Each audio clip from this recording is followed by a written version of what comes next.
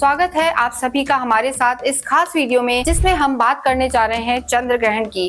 जी हाँ, 7 सितंबर को चंद्र ग्रहण होने जा रहा है, लगभग 7 और 8 को, क्योंकि ये जो चंद्र ग्रहण का समय रहेगा 7 तारीख की लगभग रात को आप मान लीजिए 9:58 से, और 8 तारीख आ जाएगी यानी लगभग 1:30 बजे तक, मिडनाइट तक ये ग्रहण रहने वाला है। और जब भी चंद्र ग्रहण लगता है तो जो इसका सूतक होता है वो 9 घंटे पहले से लग जाता है। तो जब सूतक रहेगा तो आपको कोई भी पूजा पाठ से रिलेटेड कार्य नहीं करना। गर्भवती महिलाओं को इस ग्रहण के समय बहुत ज्यादा ध्यान रखना है, बाहर नहीं निकलना है और इसके साथ साथ पूजा पाठ का कार्य नहीं करना। देखिए, ग्रहण के कुछ अच्छाइयां भी हैं और कुछ बुराइयां भी हैं।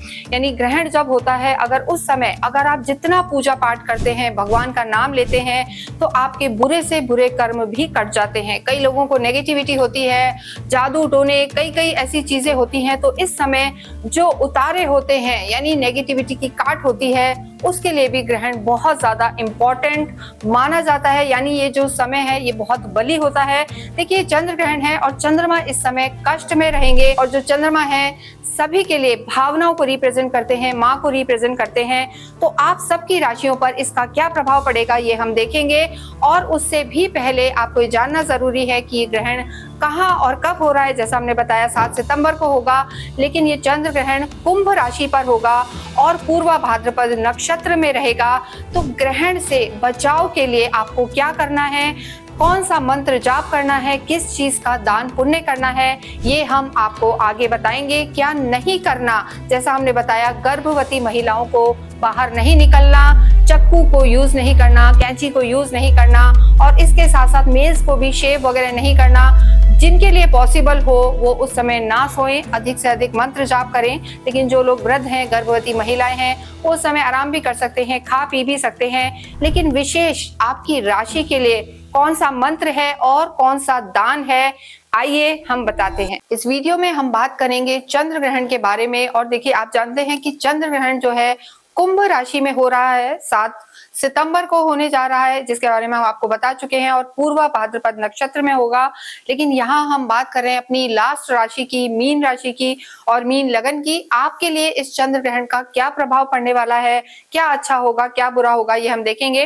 देखिए, ये जो ग्रहण है कुंभ राशि में है और आपके लिए ये आपके त्रिक भाव में होने वाला है, यानी 12th हाउस में होगा, 12वें घर में होगा। ऑलरेडी आप जानते हैं कि जो ये हाउस है ये कहीं ना कहीं चैरिटी का हाउस है, हॉस्पिटलाइजेशन का हाउस है, और मोक्ष से रिलेटेड यानी अध्यात्म से रिलेटेड भी इस हाउस को माना जाता है। तो यहाँ पर अगर हम आपकी स्थिति देखें कि इस ग्रहण का, राहु चंद्र के जो चंद्र ग्रहण हो रहा है, चंद्र पीड़ित हो रहे हैं, इसका आपके जीवन पर क्या प्रभाव पड़ेगा। देखिए, आप पे 7.5 भी चल रही है, 7.5 का सेकेंड फेज है, और यहाँ जो स्थिति बनी हुई है इसको हम कहेंगे कि शनि का यहाँ होना और चंद्र ग्रहण होना कहीं ना कहीं विष दोष बनाता है। तो स्वास्थ्य की अगर हम बात करें तो मीन राशि के लिए यहाँ पर मानसिक तनाव बढ़ने वाला है। ग्रहण का 12वें घर में होना कोई अच्छे परिणाम नहीं देगा। 12वां भाव वैसे भी एक नेगेटिव हाउस है, तो यहाँ पर आपकी हेल्थ का आपको बहुत ज्यादा ध्यान रखना है। मानसिक तनाव बढ़ सकता है और ड्राइविंग में आपको बहुत ज्यादा केयरफुल रहना है। इसके साथ साथ स्किन से रिलेटेड भी कोई ना कोई प्रॉब्लम आ सकती है, क्योंकि देखिए पितृ दोष पूरा बन रहा है, और जब ये ग्रहण हो रहा है तो ये पितृ पक्ष भी यहाँ से स्टार्ट हो रहा है। तो यहाँ पर आपको अपनी स्किन का ध्यान रखना है, और सर्वाइकल या बैक की प्रॉब्लम भी यहाँ पर आपको हो सकती है। तो मीन राशि, मीन लगन को सबसे ज्यादा जिस चीज का ध्यान रखना है वो है मानसिक तनाव ना हो। और देखिए, जो स्थिति बनी हुई है, हॉस्पिटलाइजेशन का हाउस है, तो यहाँ पर इस दौरान जो लगभग 1-1.5 महीने का समय रहेगा, यहाँ पर अवश्य ही हॉस्पिटलाइजेशन पर, मेडिसिन पर खर्चा होने के पूरे योग हैं। तो जितना सावधान रह पाए रहें और टाइम से डॉक्टर को कंसल्ट करें। अगर बात करें हम आपके लव लाइफ की, देखिए लव लाइफ के भी जो लॉर्ड हैं वो भी मून है, और जो आपकी लव लाइफ के लॉर्ड है वही पीड़ित हो गए हैं, वही ग्रहण की चपेट में है। जो चंद्रमा आपकी भावनाओं के कारक हैं, फीलिंग्स के कारक हैं, लव को रिप्रेजेंट डेफिनेटली करते हैं, तो ऐसे में लव लाइफ भी यहाँ पर डैमेज हो सकती है। हालांकि शुक्र विराजमान है, लेकिन आने वाले समय में लगभग 8-10 दिन बाद थोड़ा सा आपकी लव लाइफ में भी दिक्कत आ सकती है। तो आर्ग्यूमेंट्स में ना जाएं, उसे संभालें। वैवाहिक जीवन की बात करेंगे तो वैसे भी शनि मंगल एक दूसरे के सामने है, और चंद्रमा जैसे ही हमने बताया आपको सेंसिटिव आप होते हैं।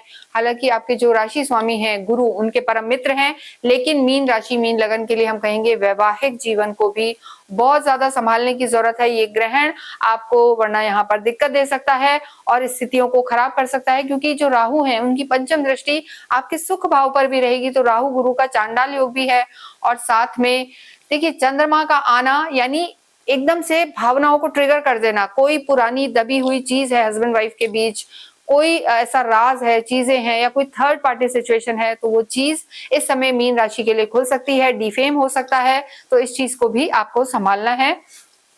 यहाँ नेक्स्ट हम आपके कर्म क्षेत्र को देखें तो कर्म क्षेत्र की स्थिति फिर भी ठीक है, बहुत ज्यादा नेगेटिव नहीं कहेंगे, लेकिन खर्चों के प्रबल योग यहाँ पर बने हुए हैं।